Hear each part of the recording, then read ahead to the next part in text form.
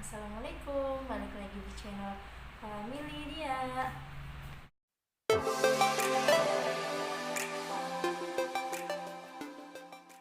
Oke, kali ini aku mau cerita atau sharing sesuai dengan judul. Gimana sih rasanya, ini kan anak pertama gitu kan ya, atau gimana sih ciri khususnya anak yang terkena hernia inguinal itu kayak gimana.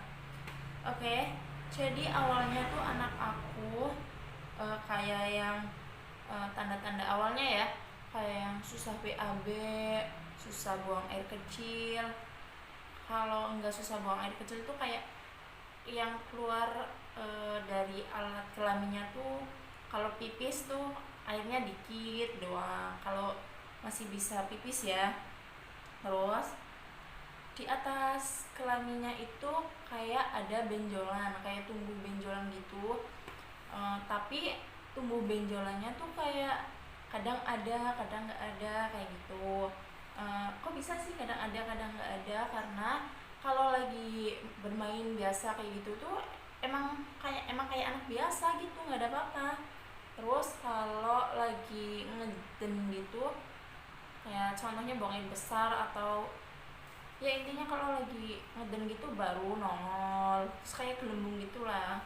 Terus dimana di titik parahnya itu uh, kayak udah sama sekali nggak bisa nggak bisa BAB, nggak bisa keluar air kencing sama sekali. Itu bener-bener udah parah, dan badannya tuh kayak panas menggigil.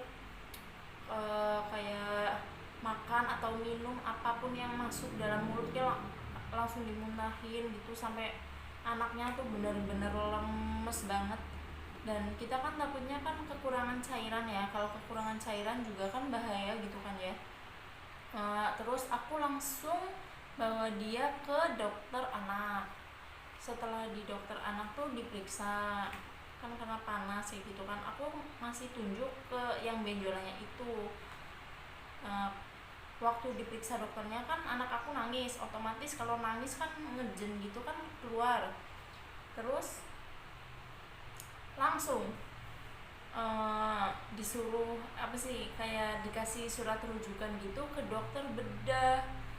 Kayak langsung shock, kayak langsung gimana sih, aduh aku merantau di sini sendirian, dan ini aku anak pertama, aduh.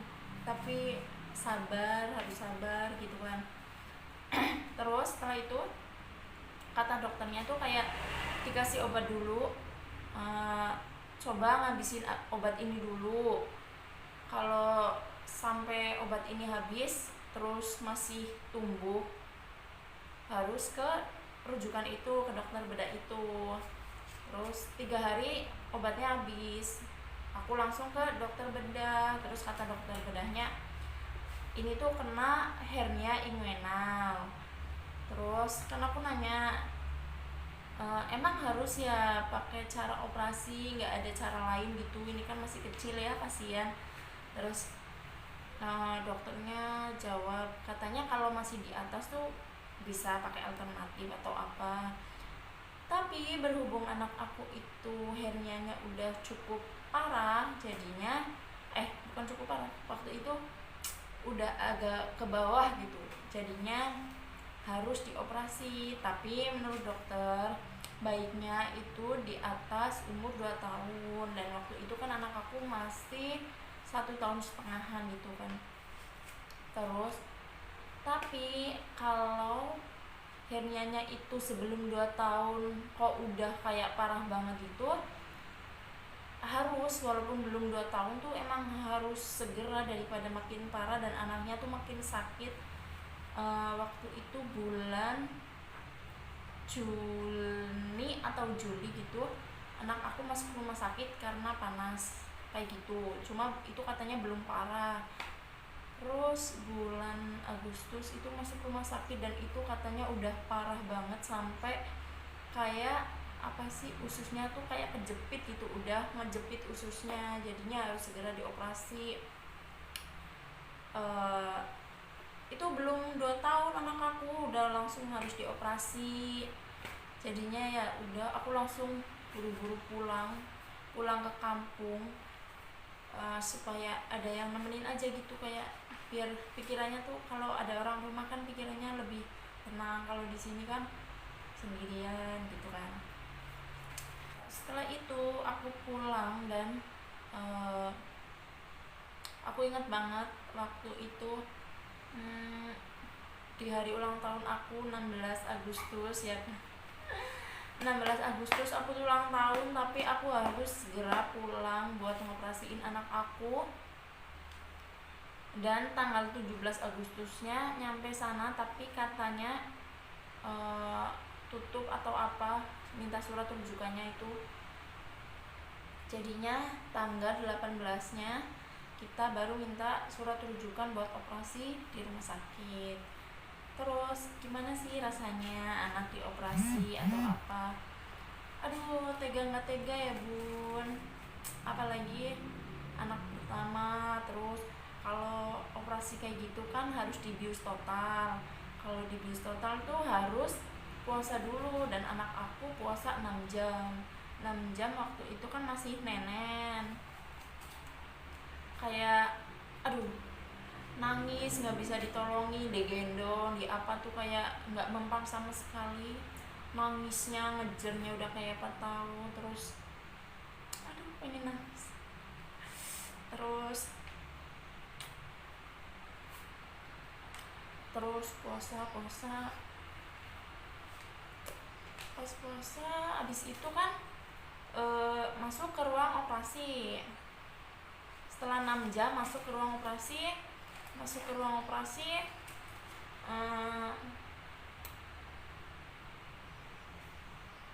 pas dibiusnya tuh pas lagi digendong aku gitu. Terus nggak tahu kenapa, mungkin terlalu banyak biusan atau apa, aku kurang paham ya. Soalnya anaknya tuh kayak langsung gimana sih, kayak gitulah, kayak langsung pingsannya tuh bener-bener lemes banget. Terus setelah operasi tuh harusnya habis bius tuh setelah operasi harusnya 1 jam setelah operasi itu harusnya anaknya sadar, tapi ini nyampe 4 jam.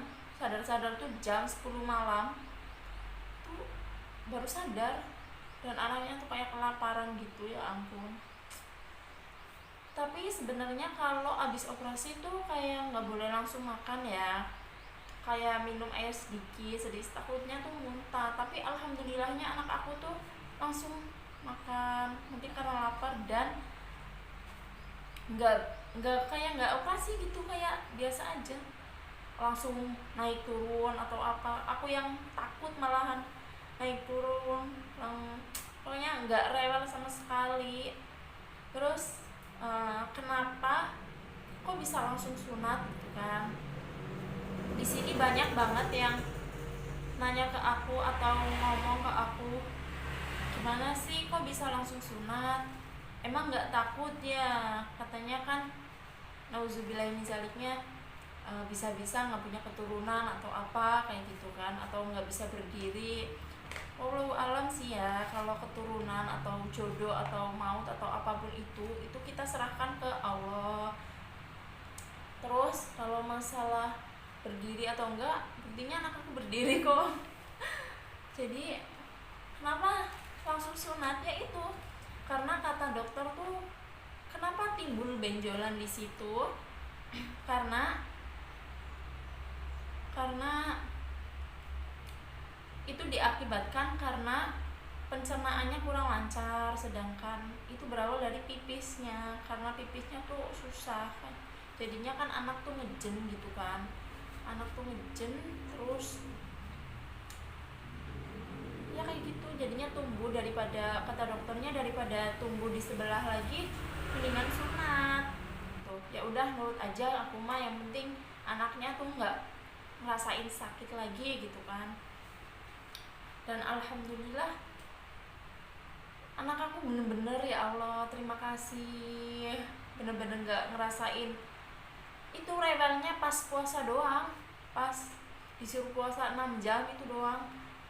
Mungkin karena udah lapar banget, gimana sih anak kecil yang lagi aktif-aktifnya suruh puasa kayak gitu.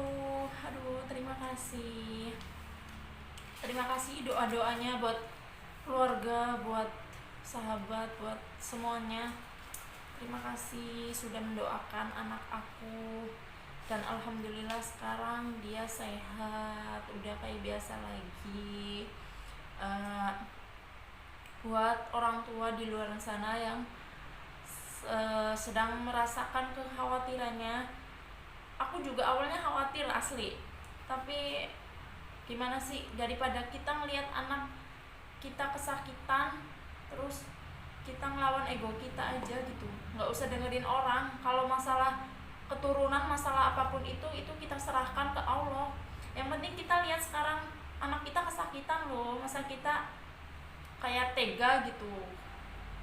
Jadinya pesan aku buat ibu-ibu atau buat orang tua di luar sana, kalau anaknya lagi apa yang tadi aku ceritain, yaitu hernia inguinal atau yang biasa kita dengar tuh turun berok, please percaya sama Allah. Yang penting kita tuh berdoa aja. Kalau jalannya operasi ya operasi, mungkin itu yang terbaik. Yang penting kita kan serahkan pada Allah. Bismillah.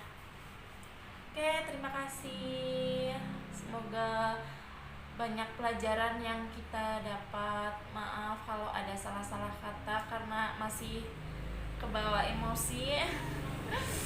Terima kasih. Jangan lupa like, comment, subscribe.